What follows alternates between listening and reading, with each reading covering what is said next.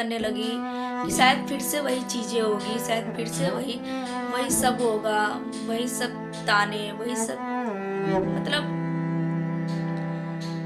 तो उस टाइम पे भी उन्होंने बात कह जरूर दी, लेकिन ऊपर ही शायद मुझे।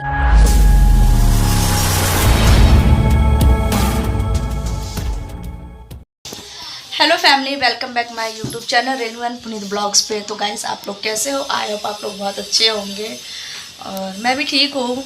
तो सुबह का ये हो रहा है, 9 बज चुके हैं और सब लोग ड्यूटी चले गए हैं। सबका मैंने टिफ़िन नाश्ता वगैरह सब मैंने बना दिया था। तो अभी तक मैंने नाश्ता किया नहीं है, ना ही मेरे डुग्गू ने नाश्ता किया है। तो बस मैं और अब डुग्गू नाश्ता करने जा रहे हैं, तो फिर मैं भी आपको दिखाती हूँ। ये रहा मेरा नाश्ता, ये है चाय जो अभी बनाई है मैंने, ये कटहल की सब्ज़ी है जो कि रात में बच गई थी, तो उसको मैं पराठे के साथ खाऊंगी। और मुझे कटहल की सब्ज़ी बहुत पसंद है, मुझे बहुत पसंद है कटहल की सब्ज़ी को खाना, तो इसलिए मैंने रात में भी रख लिया था सुबह खाने के लिए थोड़ा सा। और ये बॉयल एग है, ये मैंने डुग्गू के लिए मतलब 2 एग बॉयल किया था, उसको एक खाना है तो एक वेस्ट हो जाएगा रखे रखे, तो इसलिए मैंने एक ले लिया है, नहीं तो अदरवाइज़ उसी को मैं दे देती हूँ। तो ये मैं नाश्ता कर लेती हूँ।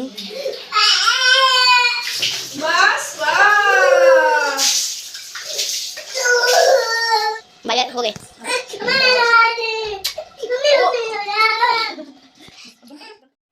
सारा काम करने के बाद फिर मैंने डुग्गू को नहला दिया था और उसको तैयार कर दिया था, क्योंकि ना टाइम ना क्या बोलते हैं, वो पानी में या तो खेलने चला जाता है मेरे से पहले, या तो मैंने सोचा मैं इसको पहले नहला देती हूँ, फिर मैं नहाने जाऊँगी और कपड़े धोने जाऊँगी, तो उसके बाद से मैं फ्री होकर फिर मैं बात करूँगी।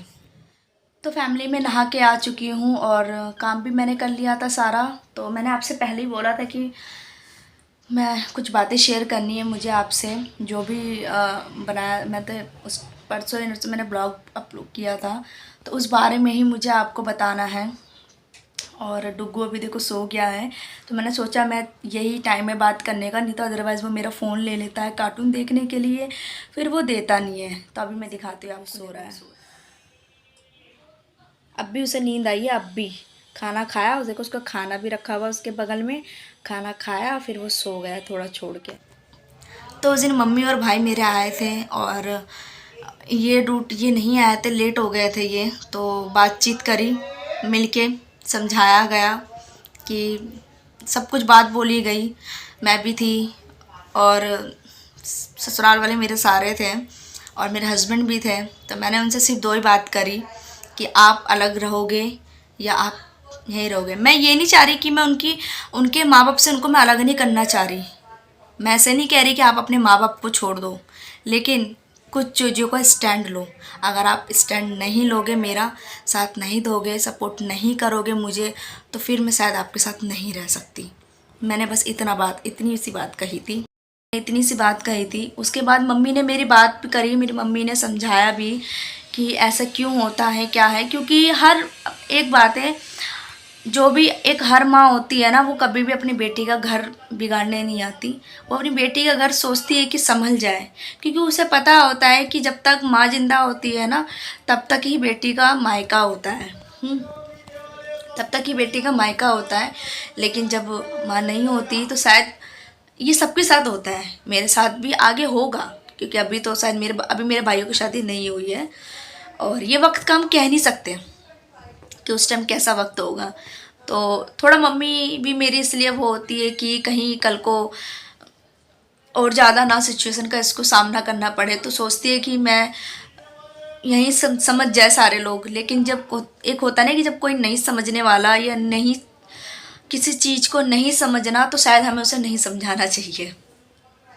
तो मम्मी ने शायद वही बात किया था, बहुत कुछ बोला था, बहुत समझाया भी था, ऐसे नहीं वैसे नहीं, दोनों तरफ को लेके चलना है। इसका मतलब ये नहीं है कि आप उसको बोलोगे, क्योंकि बातें मैंने आपको बताया नहीं कि बात क्या स्टार्ट हुई थी, छोटी से कहाँ स्टार्ट हो गई थी।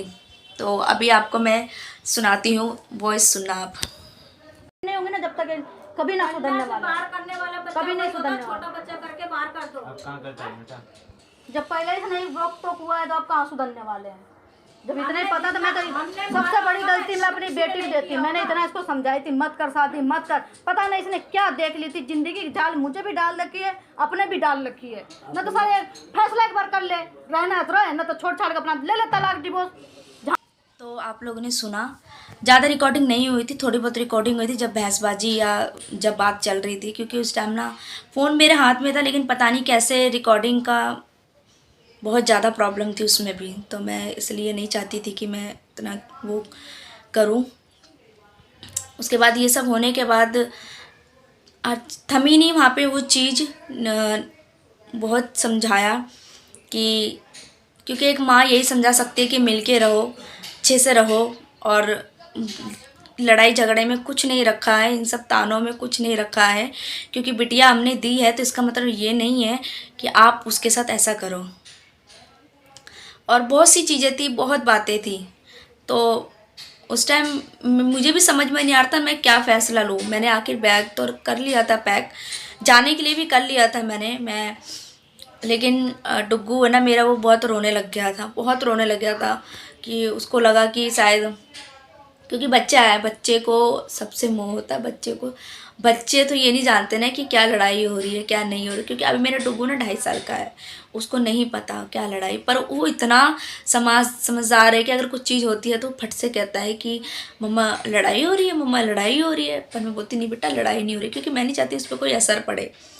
फिर मैं ये बाद में सोचती हूँ कि अभी इतना छोटा हो के वो सब सोचता है, तो शायद बड़े होने के बाद उस पर क्या असर पड़ेगा, या तो फिर वो गलत संगत में पड़ जाएगा इस सब मोल, क्योंकि हमें एक बच्चे को ना अच्छी परवरिश और अच्छी बातें देने के लिए ना सबसे सबसे वो अच्छी जगह होती है घर। घर से बड़ा माहौल और अच्छा माहौल और कहीं नहीं मिलेगा आपको। अगर आपके घर का माहौल अच्छा है, आपके घर के लोग अच्छे हैं, सब अच्छे हैं, तो आपका बच्चा भी वहाँ पे बहुत अच्छा रहेगा और अच्छी चीज़ें सीखेगा। लेकिन अगर इन ऐसी सब ये सब है, तो आपका बच्चा फिर जो उसके माइंड में जो चीज़ एकदम इतने घुस जाएगी कि हाँ ऐसा है, तो फिर शायद आप उसके माइंड से निकाल नहीं सकते हो। यही सब सोच के मैंने फ़ैसला ले लिया था कि शायद मैं नहीं रहूँगी, मैं चली जाऊँगी। उसके बाद समझाया, ठीक है, मौका दिया मम्मी ने मेरी, बोला कि चलो कोई, फिर ठीक है, जब बात सब ठंडी हो गई तब बोला कि नहीं जाएंगे। फिर मुझे रोकने लग गए सब लोग, पर मैं उन सब चीज़ों को जब याद करने लगी कि शायद फिर से वही चीज़ें होगी, शायद फिर से वही सब होगा, वही सब ताने, वही सब, मतलब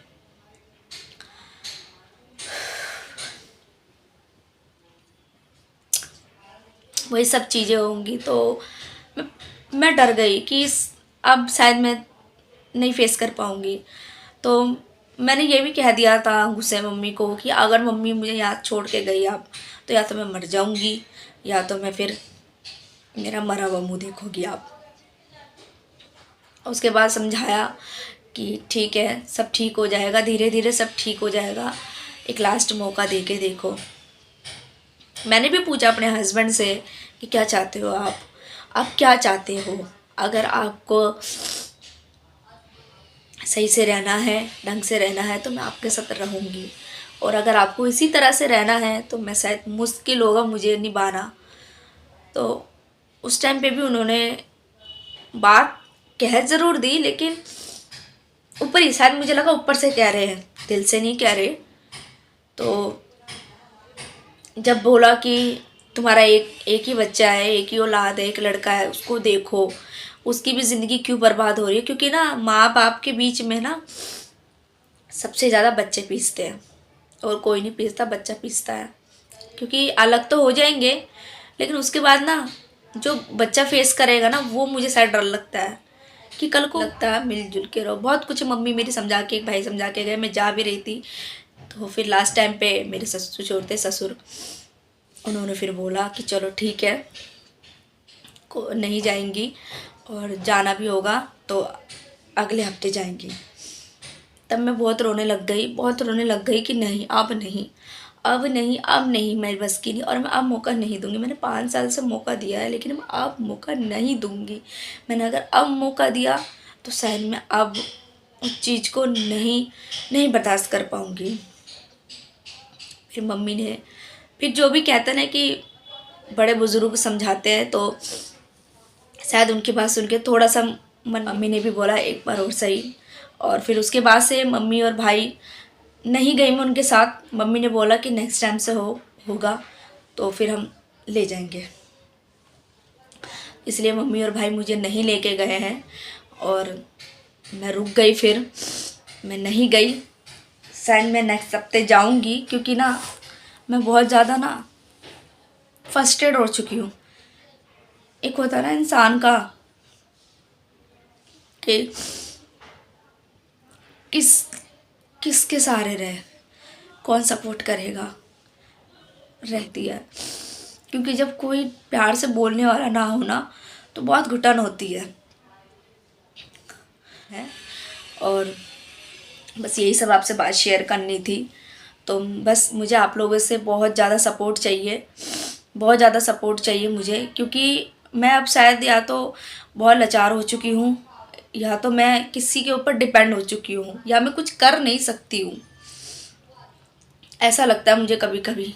तो बस आप लोग से बस हाथ जोड़ के विनती है कि मुझे आप लोग का सपोर्ट चाहिए।